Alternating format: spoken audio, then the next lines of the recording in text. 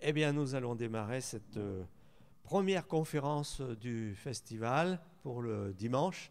C'est toujours très difficile, je le sais parce que j'ai animé les conférences pendant 26 ans au festival et je sais que celle du matin à 10 heures, c'est dur, le dimanche matin c'est dur. Bon, alors vraiment, vous êtes super sympa d'être venus et je vous remercie du fond du cœur. Voilà, alors...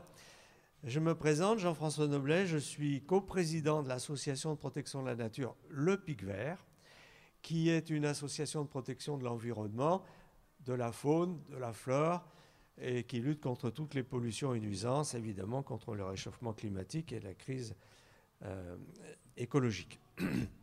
Cette association a été associée, a voulu être associée dès le début du projet du nouvel hôpital de Voiron. Approchez-vous, mettez-vous devant, ce sera plus sympa si on veut dialoguer un peu à la fin. Et donc, elle est intervenue pour dire, écoutez, nous, la santé des gens et la santé de la nature, c'est pour nous la même chose, les mêmes enjeux, et on tient beaucoup à intervenir dans le cadre du nouveau projet de l'hôpital. Alors, on est intervenu dans l'enquête publique, et je rappelle d'ailleurs que la première enquête publique et le premier arrêté préfectoral autorisant le nouvel hôpital de Voiron a été attaqué en justice par les riverains. Ils ont gagné parce que les questions environnementales n'avaient pas été suffisamment prises en compte. Donc les élus, la direction de l'hôpital, quand il s'est agi de redéfinir le projet, de refaire une nouvelle enquête publique, une nouvelle étude d'impact, ils ont dit, bon, on va prendre des précautions, on va aller voir le Pic Vert et on va donc, avec eux, essayer d'améliorer les questions environnementales. Donc, on l'a fait. Et ça a très bien marché. On s'est très bien entendu avec l'équipe de l'hôpital. On s'est un peu, disons, moins bien entendu avec les élus locaux parce qu'ils étaient moins, comment dire, enthousiastes à l'idée qu'on participe à ce projet. Mais l'ADREA, le ministère de l'écologie, a été rassuré et on a travaillé, on a bien travaillé. On a obtenu l'autorisation préfectorale de faire ce nouvel hôpital, et tout simplement parce que les questions environnementales avaient été bien prises en compte. Alors, on va vous expliquer un peu tout ce qu'on a fait. Alors, vous voyez tous les partenaires qui nous ont accompagnés sur ce projet. Alors, ce qu'il faut bien dire, c'est qu'on est parti du principe que la nature nous fait du bien. La santé humaine est liée à la santé de la nature. Et donc, voilà, on est intervenu dans cette affaire parce qu'on estime que finalement, les citoyens ont beaucoup d'intérêt à s'occuper de l'environnement. Et l'environnement, s'il est de bonne qualité, si la biodiversité est riche, c'est bon pour les citoyens, c'est bon pour notre avenir sur la planète. Alors, qu'est-ce qu'on a fait? Bon, d'abord, on a organisé un colloque national sur l'hôpital écologique en janvier 2018.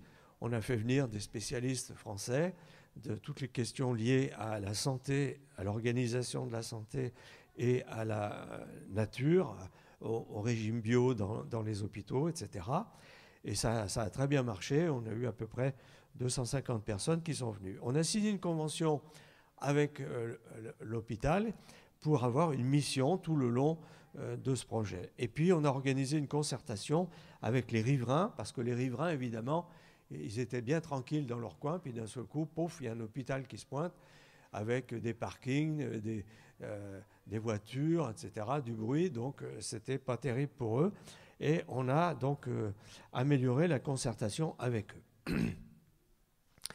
On a assisté l'hôpital dans tout le chantier. On avait une mission pour faire en sorte que, par exemple, le tri des déchets soit fait comme il faut, qu'on respecte l'environnement quand on fait le chantier, c'est-à-dire qu'on fasse attention à l'ambroisie, parce que quand on bouge de la terre, l'ambroisie du secteur s'installe et forcément, ça peut être extrêmement embêtant dans un site consacré aux soins. On a également demandé de garder précieusement tous les déchets naturels qu'on avait sur le site, c'est-à-dire les rochers, les souches, les pierres, de telle sorte à pouvoir les réutiliser plus tard. Alors, on a fait, après la construction, alors ça c'était tout le long du chantier, ça a été assez difficile et c'est peut-être là qu'on a été les moins performants. Pourquoi? Parce qu'un chantier comme celui-ci, il rassemble des quantités d'ouvriers. Il y avait à peu près 6 langues différentes chez les ouvriers. Donc il fallait qu'on puisse leur expliquer aux chefs de chantier, mais aussi aux ouvriers, comment on recycle les déchets, pourquoi on les recycle, pourquoi on ne laisse pas traîner des canettes par terre, pourquoi on ne les enfouit pas systématiquement, etc., etc. Ça a été le point faible de notre action, parce que c'est extrêmement difficile d'être en permanence sur un chantier avec plusieurs centaines de personnes et de se faire comprendre dans le détail. Après, quand le chantier a été quasiment terminé, l'architecte s'est rendu compte qu'il avait des grandes baies vitrées et on avait des oiseaux qui se tapaient dessus. Donc, et qui se tuaient en se fracassant contre les vitres. Donc on nous a demandé de faire une expertise, on a regardé toutes les façades, les baies vitrées de l'hôpital, ça a été assez long, et on a fait une expertise montrant que certaines étaient dangereuses, d'autres n'avaient aucun problème. Alors ils avaient essayé de mettre des silhouettes d'oiseaux, là c'est un pigargue à tête blanche qui est une espèce américaine, bon... ça risquait de ne pas marcher parce qu'une espèce américaine pour des oiseaux français, ça risquait pas de fonctionner. Et puis ces autocollants qu'on met sur les vitres, c'est clair et net que ça ne marche pas. Pourquoi? Pour différentes raisons. La première, c'est que les oiseaux qui arrivent, ils arrivent tellement vite qu'ils n'ont pas le temps de visualiser dans le détail ce qui peut être sur la vitre. En général, les figurines ne sont pas à la bonne échelle. Elles ne sont pas suffisamment, grande pour pouvoir visualiser qu'il y a une surface plate. La seule solution dans ce cas-là, c'est de mettre des bandes blanches, d'autocollants blancs, à peu près tous les 12 cm. Alors en fait, l'hôpital, pour la vitre qu'on voit là sur la gauche, qui était la plus dangereuse parce qu'elle donne sur un double vitrage, c'est l'accueil, il y a un vitrage derrière, on voit l'environnement qui est derrière. Autrement dit, les oiseaux peuvent avoir l'impression de pouvoir traverser sans problème. Comme c'est très grand, là, on a eu quelques mortalités. Donc là, ici, l'hôpital a fait un décor en autocollant qui est beaucoup plus... qui visualise très précisément la vitre. Et donc, le problème a été réglé. Alors oui, c'est là où on a eu un petit peu du mal avec le chantier propre, parce qu'évidemment, on avait demandé que toutes les entreprises qui interviennent signent un engagement chantier vert, chantier propre, avec toute une série de cahiers des charges. Mais évidemment, ils ont signé pour avoir le marché. Et puis après, quand ils étaient en train de travailler, ils n'étaient pas là tout le temps pour regarder si ça se faisait bien. Et c'est là qu'on a eu un peu des difficultés. Voilà un exemple pour lequel on est intervenu, c'est qu'évidemment, tout de suite, l'hôpital avait prévu de mettre sur les accès piétons des poubelles. Or, mettre des poubelles à usage unique dans un endroit comme ça, c'est complètement idiot. Ça vous réapprend à mettre tous les déchets dans la même poubelle, alors que tous les jours, on vous apprend à faire du tri chez vous, etc. Et donc, on a demandé qu'il y ait maintenant des poubelles à plusieurs bacs. Et ça va se faire. Mais vous voyez comme quoi, il faut en permanence, dans un projet aussi grand que ça, aussi coûteux, intervenir sur des sujets un peu annexes. Alors, la nature nous fait du bien. C'est clair que quand on est dans la nature, nos rythmes cardiaques et respiratoires se régulent, la sensation de douleur diminue, la dépression, le stress s'éloignent et les défenses immunitaires augmentent. On en parlait hier soir avec Marie-Monique Robin. Il est clair que le contact avec la nature augmente nos défenses immunitaires. Et donc, faire en sorte que des enfants puissent être dans des environnements où ils sont en contact avec beaucoup de bactéries, de microbes, etc., ça leur donne une capacité de s'auto-immuniser sur des maladies éventuelles. La sensation de douleur, ça vous paraît bizarre, mais il y a une expérience qui a été faite. Quand on a fait le colloque sur l'hôpital écologique, on a fait venir quelqu'un qui avait beaucoup travaillé la question à l'hôpital de Rennes et à la fac de Rennes. Ils ont fait l'expérience suivante. Ils ont pris des des étudiants qui étaient évidemment volontaires. Hein. Ils n'ont pas, comment dire, exigé que ça soit fait avec des gens qui n'étaient pas volontaires. Ils prenaient un bac d'eau très froide, ils mettaient dedans des glaçons pour que l'eau soit vraiment très très froide. Et puis les volontaires, on leur demandait, dans une pièce fermée, sans fenêtre, enfin en tout cas avec des fenêtres fermées, de mettre la main et l'avant-bras dans l'eau et de dire quel était le degré de sensation de douleur qu'ils avaient sur un degré de 1 à 10. Alors bon, bah, le gars, il y va, et puis on mesure le temps, il met la main, le bras, et puis on lui dit, bah, quelle sensation de douleur t'as ? Bah, c'était une sensation assez forte. Et puis après, on va ouvrir une fenêtre, et dans les fenêtres, à travers les fenêtres, on voit de la verdure. On fait le même système, le même protocole, et la sensation de douleur diminue, simplement par la vision des végétaux. Alors ils ont essayé de comprendre un peu ce qui se passait, puis ils ont dit, tiens, on va essayer autre chose. Ils ont refermé les fenêtres, mais ils ont mis un poster avec des arbres. Et bien la sensation de douleur diminue encore. Et puis ils se sont dit, tiens, mais est-ce que c'est la verdure, les feuilles ? Alors ils ont pris un poster avec des arbres en hiver, sans feuilles. Et bien la sensation de douleur diminue. Elle diminue moins, mais elle diminue quand même. Donc il est clair que chaque fois qu'on a pu le vérifier, dans les prisons par exemple, quand les prisonniers ont accès à une fenêtre qui donne sur la nature, l'accès, la demande de médecins de la prison et les médicaments sont moins souvent consommés par les malades les prisonniers qui ont un accès sur une fenêtre où il y a de la verdure. Donc, à partir de là, on s'est dit, eh bien, dans un établissement de santé, ça peut être une maison de retraite, une clinique, etc., il est absolument indispensable que l'espace vert soit le plus riche possible en biodiversité, parce que ça va permettre d'augmenter le taux de guérison et la rapidité de guérison des malades.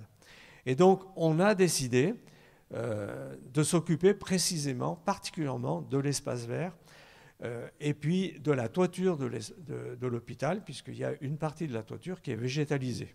Voilà. Alors, voilà tout ce qu'on a fait.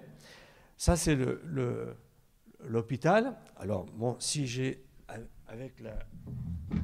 Je vais pouvoir vous montrer avec la... Ah, est-ce qu'elle est... Ah ouais, est-ce que j'ai... Voilà. Donc, vous avez le rond-point d'accès.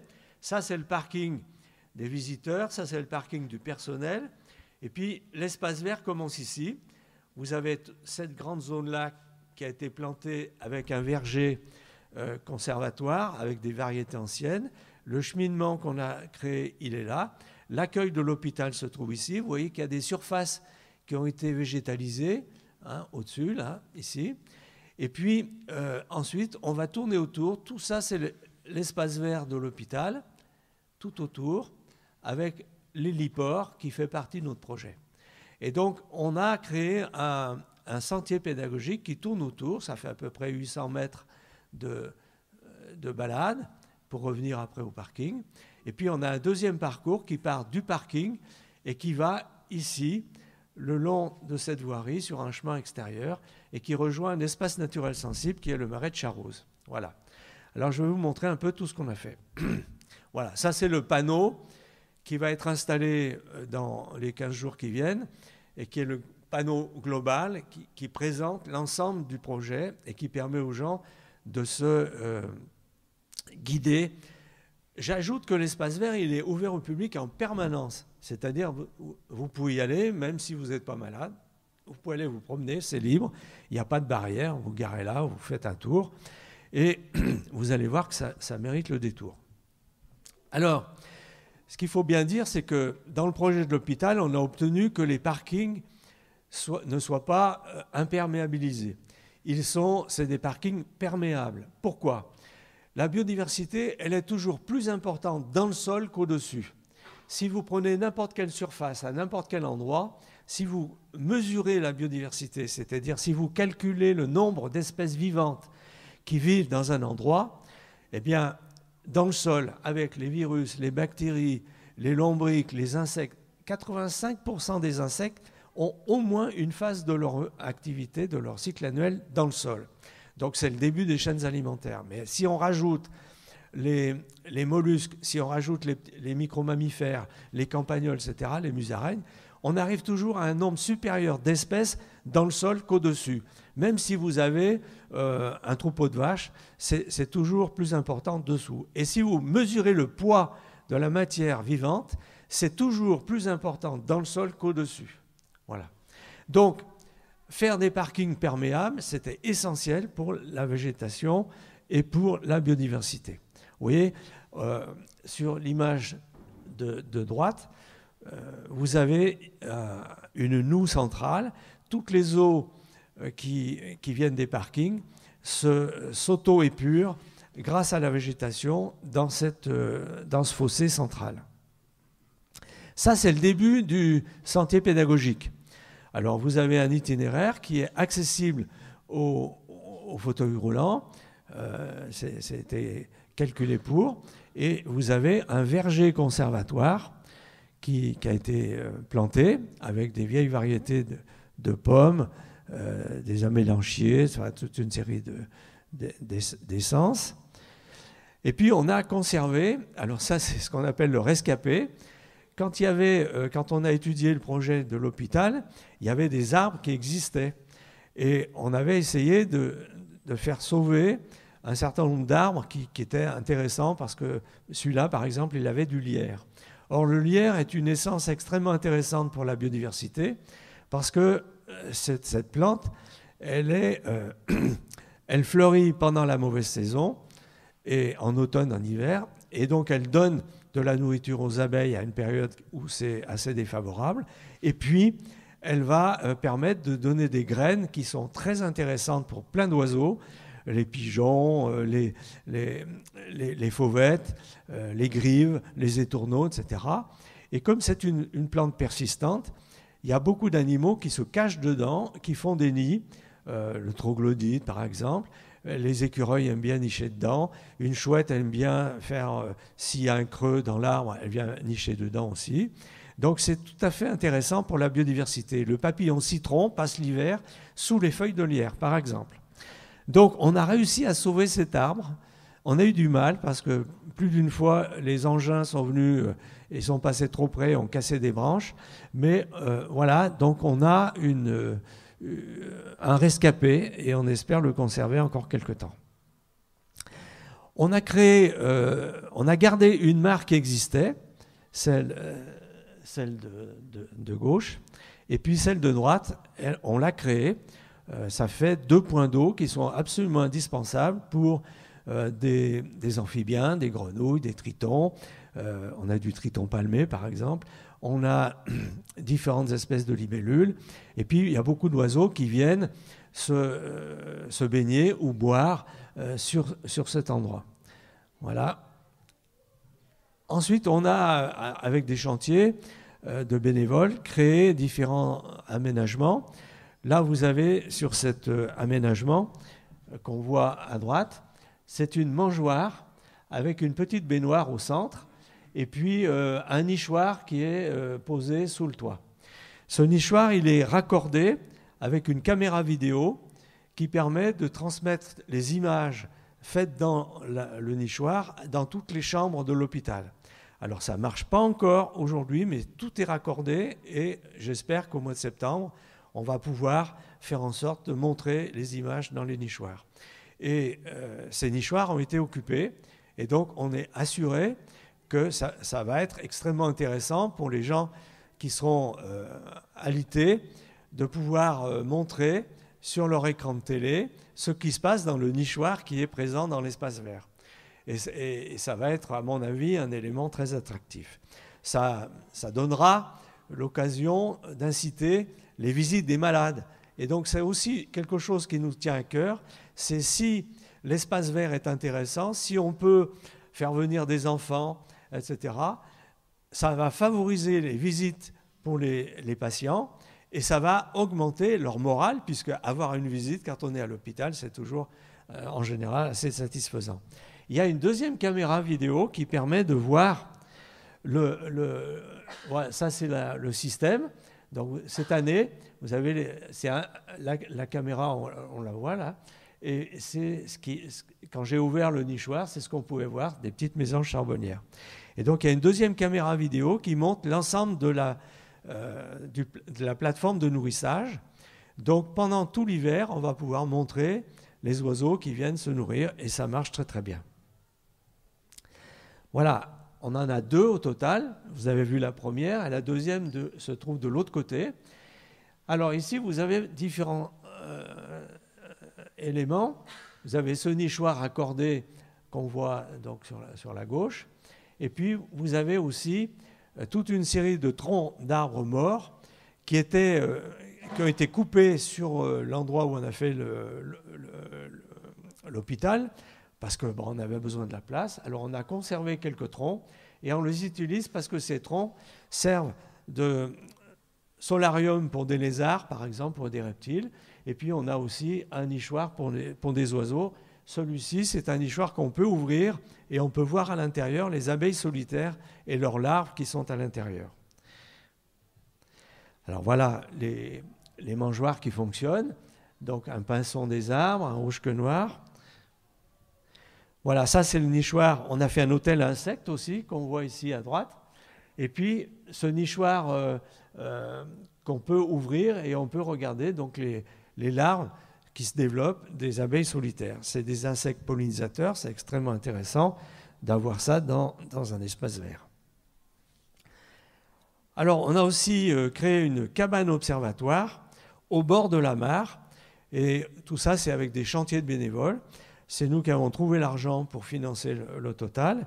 Et c'est une cabane qui permet aux malades de venir carrément, c'est ouvert au public en permanence d'ailleurs, de jour et de nuit. Il suffit d'ouvrir la porte. On tire sur des ficelles qu'on voit en haut pour pouvoir ouvrir les volets de l'intérieur. On se trouve en face de la mare. Il y a un cahier d'observation qui est là, où on a la liste de tout ce qui a déjà été vu dans la cabane. Et puis, on peut tranquillement s'asseoir. On est en général dans un endroit semi-sombre. Donc, c'est très apaisant pour quelqu'un qui veut méditer ou qui veut se reposer, on peut observer les grenouilles, les canards, le martin pêcheur. Il y a 33 espèces d'oiseaux qui ont déjà été observées dans cette cabane depuis qu'elle est installée. C'est très fréquent. Il y a des poissons. Donc il y a des nichoirs qui sont observables depuis la cabane et qui ont été occupés cette année. Donc ça marche très bien. Et alors, dans le cahier, on voit des trucs absolument géniaux. L'autre jour, on a regardé, il y avait un couple qui avait signé un petit message en disant « On voulait vraiment vous remercier parce que notre petit Timothée est né grâce à vous. » Ah bon? Et on nous explique que la maman avait des difficultés à accoucher et le fait de faire l'itinéraire à pied et de venir dans la cabane, ça a déclenché l'accouchement. Voilà, donc ils nous ont mis un petit mot pour nous remercier et c'était sympa, quoi.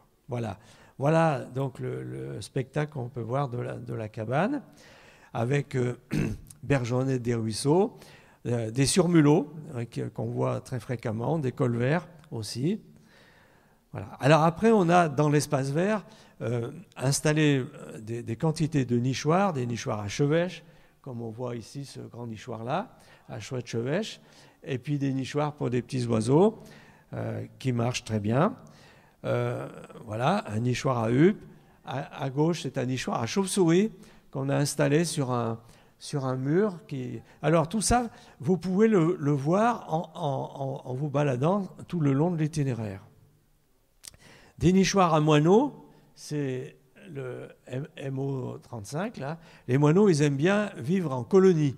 Donc, c'était bien. On a mis ça au-dessus du restaurant de l'hôpital. Donc, les gens vont pouvoir observer les moineaux qui viennent picorer sur les tables à l'extérieur et qui vont nicher au-dessus. Et puis, un nichoir à rouge-queue, c'est un nichoir à semi-ouvert qui sera sûrement utilisé. Alors, on avait du mobilier qui avait été installé, mais vous voyez, ce banc tout seul, en plein soleil, en plein vent, on a décidé d'aménager une tonnelle Et donc, on a un bricoleur né qui est ici présent dans la salle. Merci Franck, qui nous a fait l'armature de cet auvent.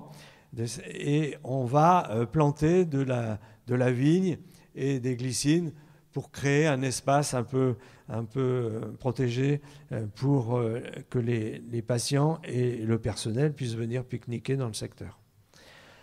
Voilà. Il y avait toute une série d'arbres qui étaient présents. Il y avait une noiraie sur le site où on a construit l'hôpital. Et donc, il y avait beaucoup d'arbres qui ont été coupés. Alors, on avait repéré ceux qui avaient des troncs creux, qui étaient couverts de lierre ou de lichen. On les a fait coucher par un tractopelle. On a coupé la souche et branché un peu, élagué un peu. On les a conservés pendant 3 ans et on les a replantés. Alors évidemment, ils ne vont pas repousser, mais ils vont servir de nichoir naturel et on a planté du lierre dessus pour qu'ils puissent servir d'abri pour la faune. Et ça marche très bien. On a déjà des oiseaux qui les ont utilisés, notamment des étourneaux. Voilà, tous les déchets de chantier qu'on avait, des souches, des branches, des rochers, on les a conservés pour faire sur des zones plates, des zones un peu de chaos naturel, pour faire en sorte que des reptiles, des petits mammifères, des insectes puissent s'installer. Et ça évite de transporter des déchets finalement inertes qui n'ont aucun intérêt d'être mis dans une décharge. Ça comble les décharges inutilement. Et puis ça fait des transports inutiles. Donc on les a recyclés sur place. Et c'est des lieux qui créent la diversité de paysages dans une surface plate, créer un espace comme ça, un peu un monticule avec un peu des branches, etc. Ça crée un espace différent et ça permet à la biodiversité de s'installer. On avait une grande prairie et on s'était dit, mais au lieu de passer une tondeuse régulière, on va faire un enclos à moutons. Et ça a marché, on a passé une convention avec une éleveuse de moutons et on a fait un parc à moutons avec un chantier et pendant au printemps, là, ça a été, on avait quelques moutons sur le secteur. Voilà. À la suite, on a un deuxième itinéraire qui part du parking et qui va en direction du marais de Charose, qui est sur Voiron et Saint-Cassien, et qui est un espace naturel sensible, labellisé par le conseil départemental. Et donc tout le long, on a un sentier pédagogique qui permet, alors on a replanté des arbres qui avaient été coupés lors du chantier, on a posé des nichoirs, on a fait toute une série d'aménagements et c'est le long de la route d'accès, il y a un passage à petite faune qui permet à la faune dans le quartier de traverser le nouvel accès de l'hôpital parce qu'autrement les animaux se seraient fait écraser. Donc on a la preuve avec des caméras vidéo que des hérissons, des renards, des lapins ont passé à cet endroit-là et passent régulièrement. Voilà, la nature nous fait du bien, donc on vous l'avait bien dit. Et si vous avez l'occasion, allez visiter l'espace vert de l'hôpital de Voiron. Vous verrez, d'ici 15 jours, le grand panneau sera posé et on va faire une campagne de communication nationale parce que ce projet-là va être déposé dans un concours national d'aménagement de biodiversité autour des centres de soins. Et je suis à peu près persuadé que notre projet sera récompensé. Voilà. Je vous remercie. On va allumer la lumière. Si vous avez des questions, pas de problème. Et puis, si vous souhaitez, je fais une séance de dédicace de 3 de mes bouquins. Je donne mes livres et je vends la dédicace. Voilà, si on peut allumer. Et s'il y a... Alors, une question. Voilà.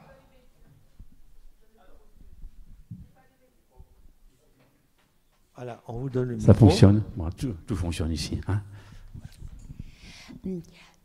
J'ai le projet de faire couper un épicéa qui est trop proche de ma maison. Ouais. Car les racines soulèvent les dalles bétonnées devant chez moi. est-ce que vous me conseillez de couper à ras ou pas? Ça, c'est ma première question.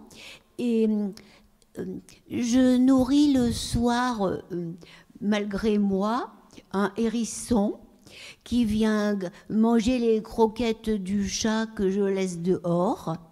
Je le vois tous les soirs. Faut-il que je laisse les croquettes pour lui, ou est-ce que de temps en temps il peut se débrouiller tout seul pour manger?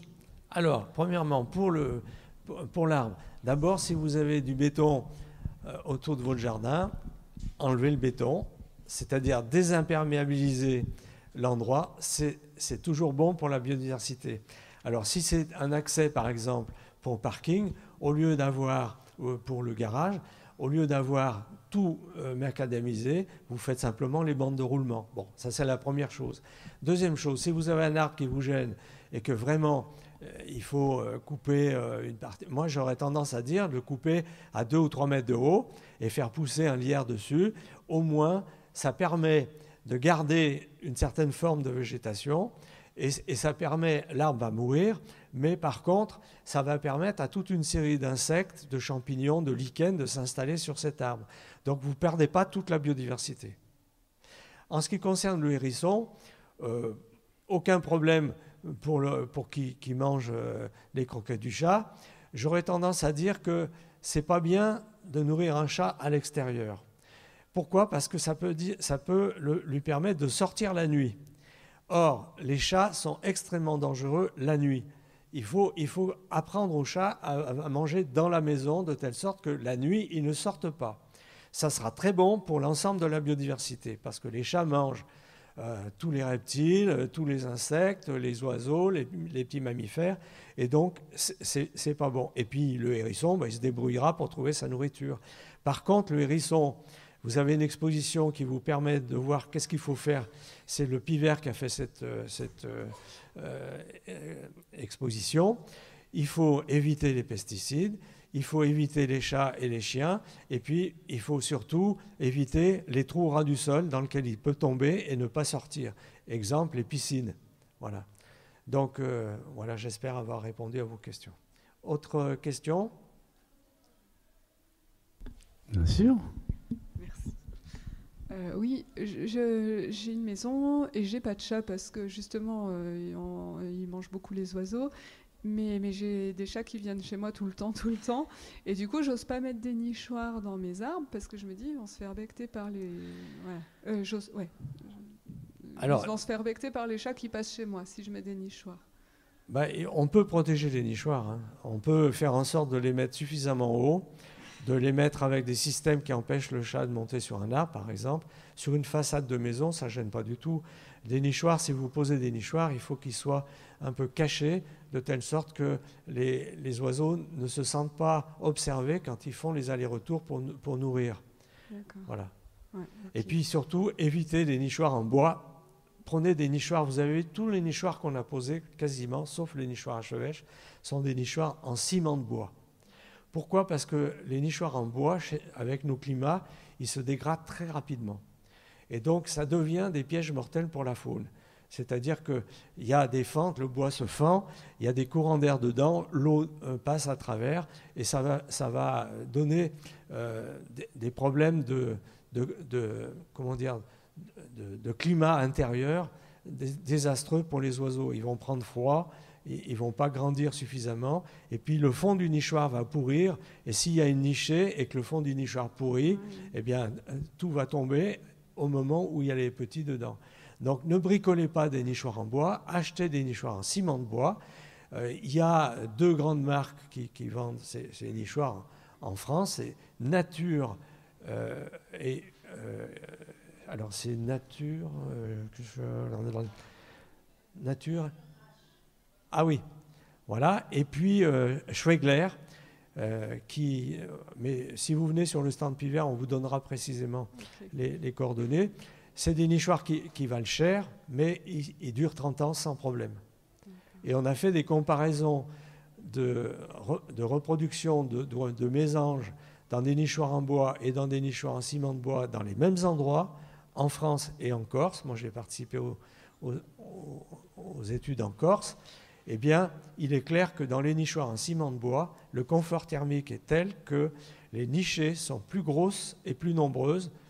Les petits sont plus gros quand ils s'envolent et le nombre de petits est plus important que dans les nichoirs en bois. En fait, j'ai aussi beaucoup de lierre. Moi, je m'acharnais à le détruire parce que je connais rien à tout ça.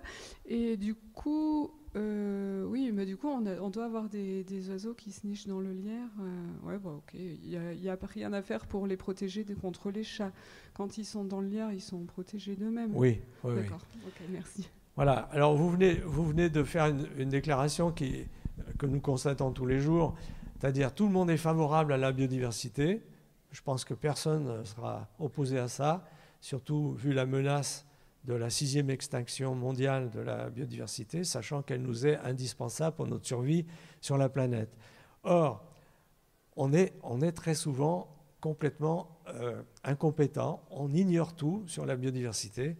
Et ce que vous venez de dire sur le lierre, par exemple, ça fait des années que je dis que le lierre est essentiel. Alors, on peut couper du lierre à certains endroits parce que quand il s'installe dans un mur et que ça déchausse un mur, bon, on peut couper du lierre. Quand on veut, sur des arbres fruitiers, tailler les arbres ou récolter des fruits, c'est mieux de ne pas avoir du lierre dessus. Mais tous les autres endroits, on peut avoir dans les espaces verts, les cours d'école, etc., dans les forêts, du lierre. Et il y a plein de gens qui pensent qu'ils vont sauver des arbres en coupant le lierre. Mais c'est complètement idiot. Et ça, franchement, on est dans une situation où on est en état d'urgence pour sauver la biodiversité. Or, on a du mal à se faire comprendre, à expliquer aux gens, parce que notre système éducatif est complètement inopérant en la matière.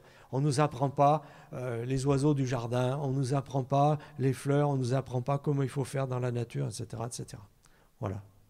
Donc, hélas, on a un gros boulot. Alors, n'hésitez pas à vous former, à adhérer aux associations. On vous expliquera plein de choses, on vous guidera et vous serez compétent en la matière. Autre question ? Pour ajouter sur le lierre, c'est aussi la floraison du lierre tombe en fin de saison. Ah oui, mais c'est ce que j'ai expliqué c'est très tout à nourricier, l'heure. ouais, comme j'ai fait un alto, c'est très nourricier pour les abeilles. Voilà, ouais. Bien sûr. Oui, Catherine ? C'était juste pour compléter sur les nichoirs et les chats. Nous, on a remarqué que quand c'est la période où les jeunes sortent du nichoir, souvent ils sont au sol et les parents viennent encore les nourrir, ou ils ne volent pas encore très bien, ils reprennent un peu de force au sol. Et à ce moment-là, c'est quand même pas mal de laisser soit des herbes hautes, enfin des petits espaces où les jeunes oiseaux peuvent se réfugier. Donc on sait qu'il ne faut pas tondre tout le temps, mais là, d'observation, on s'est aperçu que vraiment, nous on l'a vu de visu une fois, l'oiseau il s'est planqué vraiment sous les herbes hautes qu'on avait laissées, et le chat il l'a perdu. Bon, on a un chat un peu idiot, mais quand même. Et sinon, une autre solution qu'on a, c'est que des fois on a des vieilles tuiles faîtières. Ouais. Et c'est pareil, l'oiseau peut se réfugier le temps qu'on intervienne. Ou, voilà. Ouais. C'est clair que c'est une période très difficile pour les petits oiseaux. C'est quand ils sortent du nid. Et là, ils sont assez fragiles. Donc, effectivement, mettre une petite boîte dans laquelle ils peuvent rentrer dessous, se cacher, c'est toujours une bonne idée. Voilà. Pas d'autres questions ? Ben, écoutez, si ça vous intéresse, je vais signer mes livres dans la pièce à côté. Comme ça, on laisse la place à la conférence prochaine. C'est quoi la prochaine conférence ? La prochaine conférence, eh bien, c'est la SORA. Hein, c'est une association donc, qui va vous parler de j'ai pas appris par cœur le thème. Donc, c'est une association qui est depuis 15 ans, cette association pionnière sur la région. Et le thème elle est liée à la santé avec l'environnement. Hein, c'est-à-dire qu'on ne peut pas se passer de bonne santé sans un environnement en bonne santé. Donc c'est Jacqueline Collard qui fera donc cette conférence à partir de 11h.